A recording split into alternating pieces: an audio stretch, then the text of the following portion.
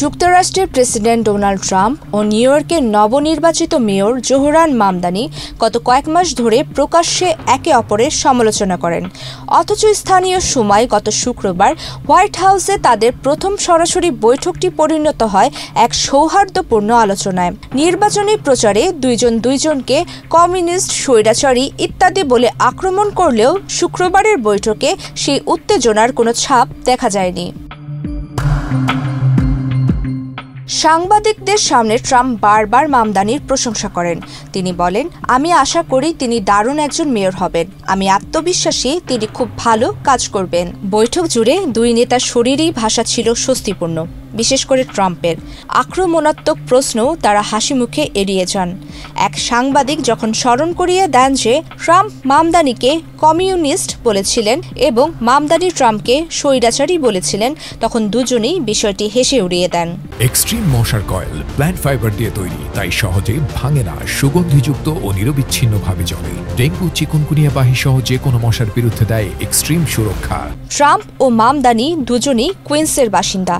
এই সাধারণ পরিচিতি বৈঠকটিকে আরও উষ্ণ করে তোলে। ট্রাম্প বলেন, এই শহর অসাধারণ হতে পারে। মামদানি যদি সফল হন আমি খুব খুশি হব। দুজনের মধ্যে নিউ ইয়র্কের প্রতি একটি অভিন্ন ভালোবাসা ছিল বলে মামদানি উল্লেখ করেন। আবাসন সংকট ও জীবনযাত্রার ব্যয়ের প্রশ্নে তাদের মধ্যে একই সুর দেখা গেল। বৈঠকে গুরুত্ব পেয়েছিল নিউ ইয়র্কের জীবনযাত্রার ব্যয় সংকট। মামদানি তার নির্বাচনী প্রচার জুড়ে ভাড়া বৃদ্ধি রোধ, সাশ্রয়ী আবাসন ইত্যাদি নিয়ে কথা বলেছেন। ট্রাম্পও অর্থনৈতিক স্থিতিশীলতা ও মুদ্রাস্ফীতি নিয়ন্ত্রণকে তার রাজনৈতিক অগ্রাধিকার হিসেবে তুলে ধরেছেন।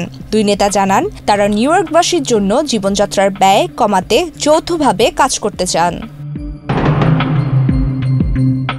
তবে ইমিগ্রেশন ইস্যুতে তাদের অবস্থান ভিন্ন। Mamdani high profile federal raid নিয়ে শহরবাসীর উদ্বেগের কথা তুলেছেন, আর ট্রাম্প বেশি গুরুত্ব দিয়েছেন অপরাধ দমনে। তারপরও ট্রাম্প বলেন, আমি খুব সন্দিহান যে আমরা অপরাধ দমনে একমত হব। রিপাবলিকানরা 2026 সালের মধ্যবর্তী নির্বাচনে মামদানিকে রাজনৈতিক প্রতিপক্ষ হিসেবে ব্যবহার করার ইঙ্গিত দিয়েছিল, কিন্তু বৈঠকে ট্রাম্পের প্রকাশ্য প্রশংসা সেই কৌশলকে জটিল করে তুলতে পারে। তিনি বলেন, মামদানি অনেক রক্ষণশীল মানুষকে চমকে দেবে। বৈঠকটি দেখালো কঠোর রাজনৈতিক ভাষার পরও বাস্তব সমস্যার সমাধানে দুই নেতাই সহযোগিতার বার্তা দিচ্ছেন। তবে দুই মতের এই নেতার মধ্যে যে কোনো সময় আবারও বিরোধ দেখা দিতে পারে। প্রমিতি কিবরিয়া ইসলাম, বাংলাদেশ প্রতিদিন।